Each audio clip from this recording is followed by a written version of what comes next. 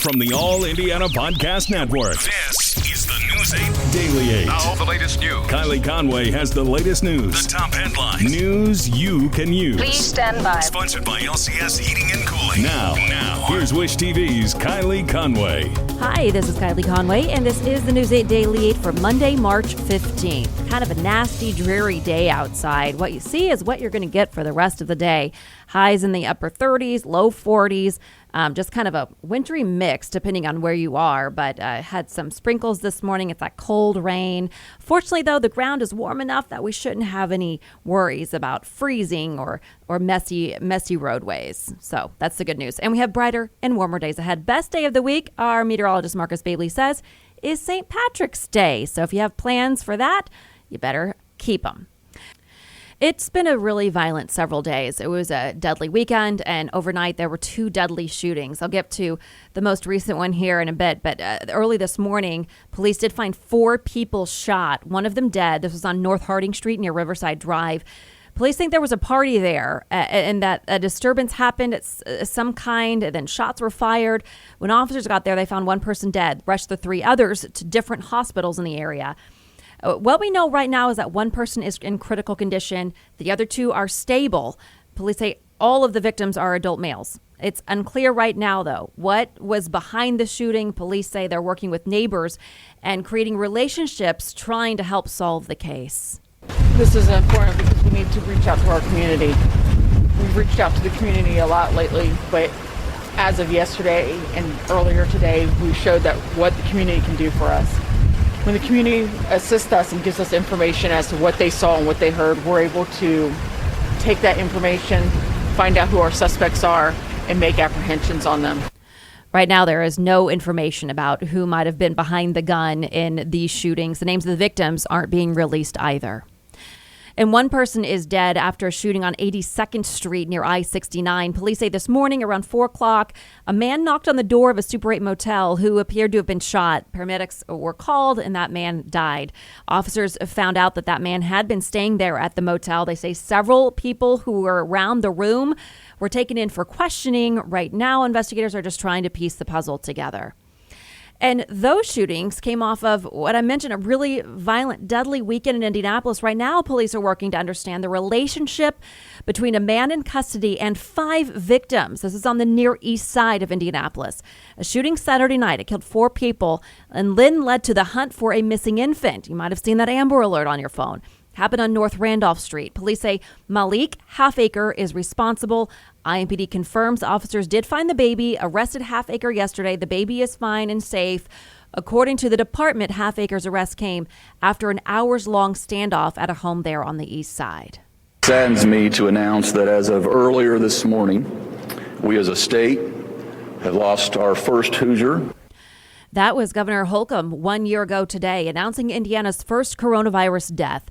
The victim was from Marion County and fit the description of so many people who would later die over the age of 60 with underlying health conditions. A year later, health leaders report progress. The state health department's vaccine dashboard reports more than 830,000 people in Indiana are now fully vaccinated against the virus.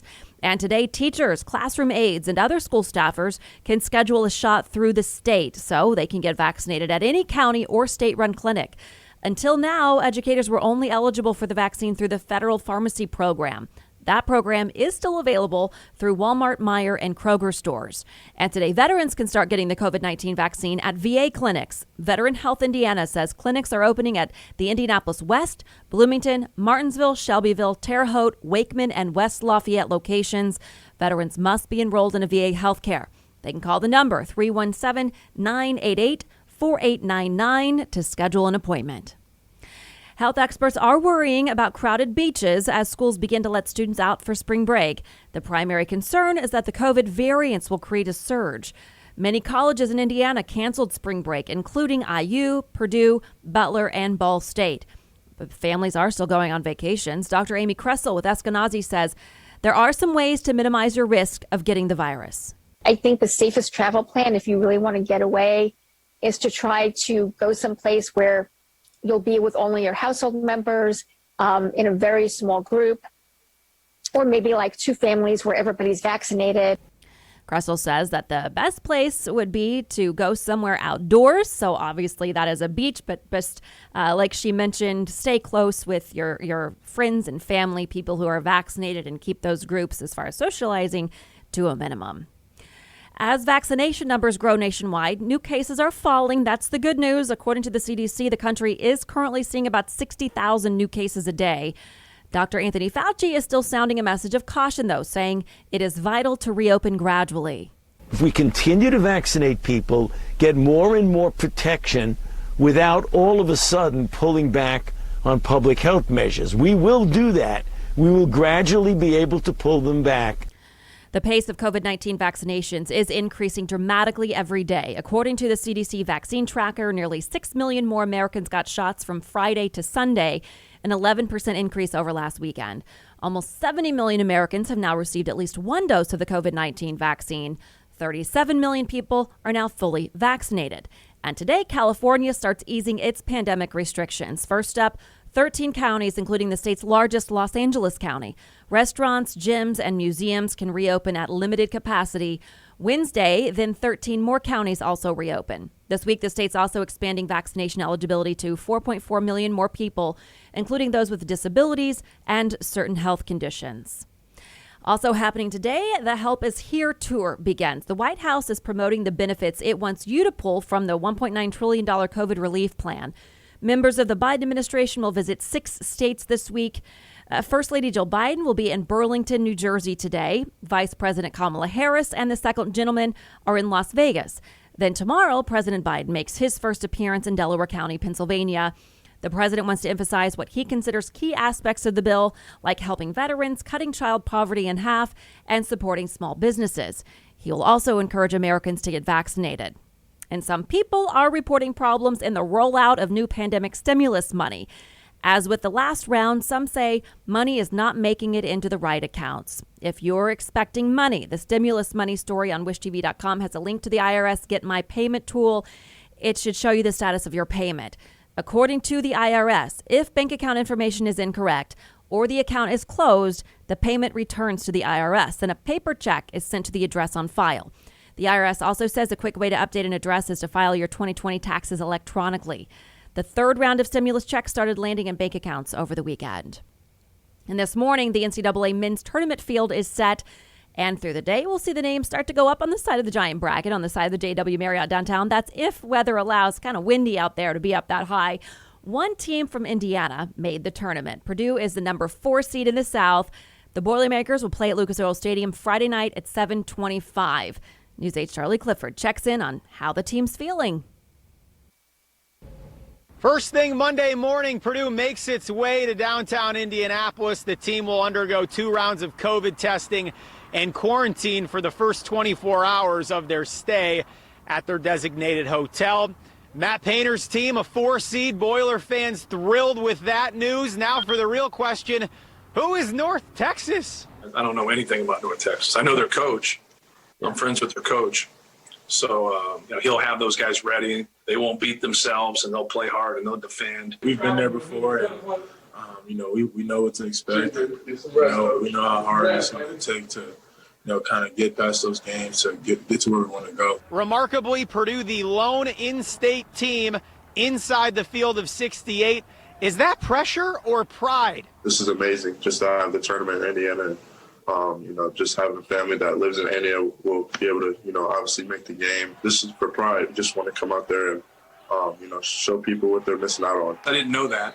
Just having pride of being in the tournament, it's hard. And then obviously, the state of Indiana, basketball fans across the board, it's pretty nuts, because basketball means so much to the fans in our state. Another remarkable note, Purdue, Virginia, Kansas, the only teams in the country over the last 5 seasons to take top 5 seeds or better in every NCAA tournament. Matt Painter, a model of consistency of late. Charlie Clifford, Wish TV, wishtv.com, and follow us on Facebook.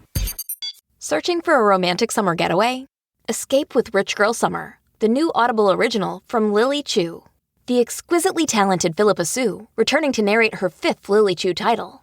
This time, Philippa is joined by her real-life husband, Stephen Pasquale. Set in Toronto's wealthy cottage country, aka the Hamptons of Canada, Rich Girl Summer follows the story of Valerie, a down-on-her-luck event planner posing as a socialite's long-lost daughter, while piecing together the secrets surrounding a mysterious family and falling deeper and deeper in love with the impossibly hard-to-read and infuriatingly handsome family assistant, Nico. Caught between pretending to belong and unexpectedly finding where she truly fits in, Valerie learns her summer is about to get far more complicated than she ever planned. She's in over her head and head over heels.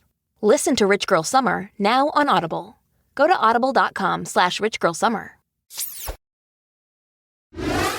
And today, the Indiana Sports Corp and Indianapolis Mayor Joe Hogsett will kick off March Madness with a Do Your Dance campaign. They're asking fans to show off their team spirit. As part of the kickoff campaign, Indiana Sports Corp is asking you to show off your dance moves. They're also thanking everyone who made March Madness in Indy possible. There is a big kickoff event with the mayor later this morning. Make sure you tune in to Wish TV. Go to wishtv.com. And also make sure you share your dance moves on social media and use the hashtag Do Your Dance. A lot of fun hype going on across Indianapolis hosting this huge tournament. From a Boilermaker on Saturdays to a Saint on Sundays. And we look forward to what lies ahead. Thank you, Drew. A big thank you for a football great. That's part of the video Purdue football's Twitter shared following the retirement announcement by Drew Brees. The former Boilermaker made the news official with a message from his 4 children on Instagram. After 15 years in the Saints and 20 years in the NFL, our dad is finally going to retire. So we can spend more time with us. Yay! Brees retires as the league's all-time leader in career passing yards. He's also credited with re-energizing the Saints franchise and the city of New Orleans in the aftermath of Hurricane Katrina. Brees earned his sole Super Bowl ring when the Saints defeated the Colts in 2010. His former competitors are sharing their well wishes on social media. Eli Manning tweeted, "It was a pleasure to compete against you. Welcome to retirement." Tom Brady tweeted, "Congrats, my friend, on an incredible career. Thank you for the inspiration and dedication on and off the field. Look forward to seeing what's next, Drew Brees." Winter weather has hit Colorado hard. A dose of heavy, wet snow is threatening driving conditions and canceled flights. A spokesperson for Denver International Airport says nearly 1,300 flights were canceled Sunday. More delays and cancellations are expected today. Our Storm Track 8 team has been watching the reports. Some areas outside Denver saw more than 18 inches of snow in the last 24 hours. The National Weather Service is showing some accumulation totals. There are between 6 and 18 inches in different areas, and then some areas are even a little bit more than that. Communities near Denver and Boulder got the most snow. For the first time, President Biden is talking about the sexual harassment allegations against New York Governor Andrew Cuomo. The president is not yet joining many other Democrats in calling for Cuomo to resign. House Speaker Nancy Pelosi says women should be believed, but she's also not calling on Cuomo to step down. I think the investigation is underway and we should see what it brings us. I think we should see the results of the debate, but he may decide. And hopefully this result will be soon. And what I'm saying is the governor should look inside his heart. He loves New York, to see if he can govern effectively. New York City's mayor, Bill de Blasio, is taking a much stronger stance. He should resign right now because he's holding up our effort to fight COVID. Cuomo said again during a conference call late last week that he will not resign despite the public pressure from others in his own party. A new report says more than 4,000 unaccompanied migrant children are in Border Patrol custody. CNN is reporting the new number as House Minority Leader Kevin McCarthy is set to lead a delegation of 12 congressional Republicans on a border visit. The government's not confirming the new number, but does say the federal government is responding to a record number of people arriving at the nation's southwestern border.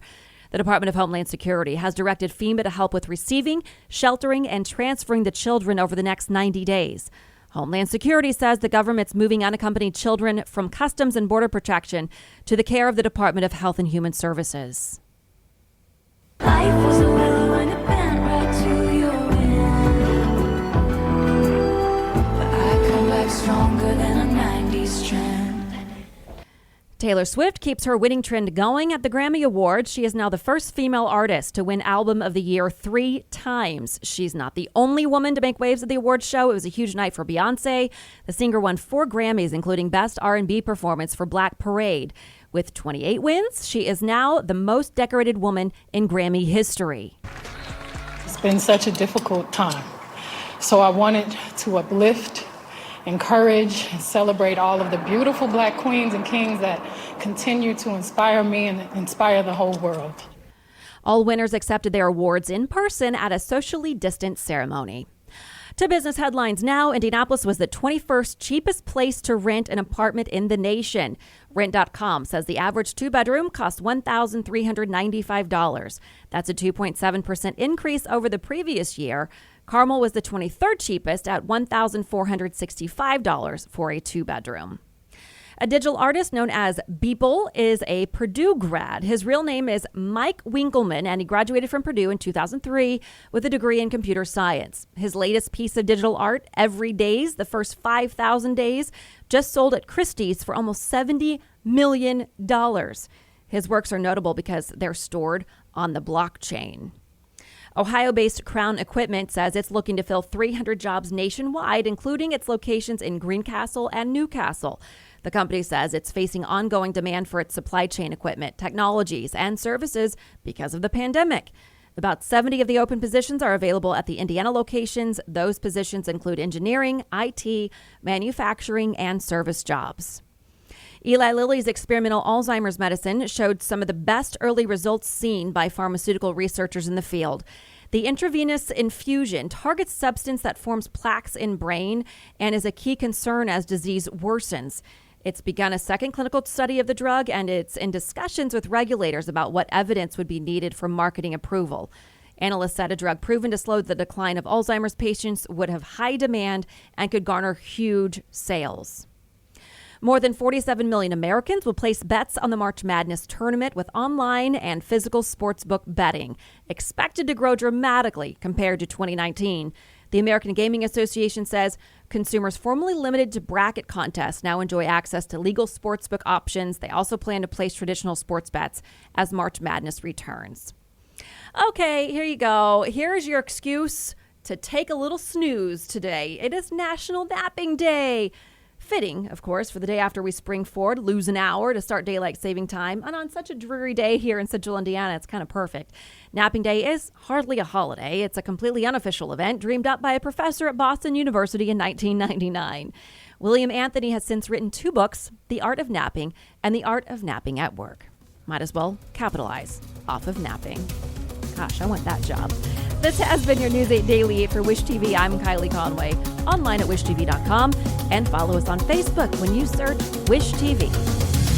The News 8 Daily 8 is sponsored by LCS Heating and Cooling. Be sure to like and subscribe to this podcast. The News 8 Daily 8 with Kylie Conway. And be sure to discover even more great podcasts now at allindianapodcastnetwork.com.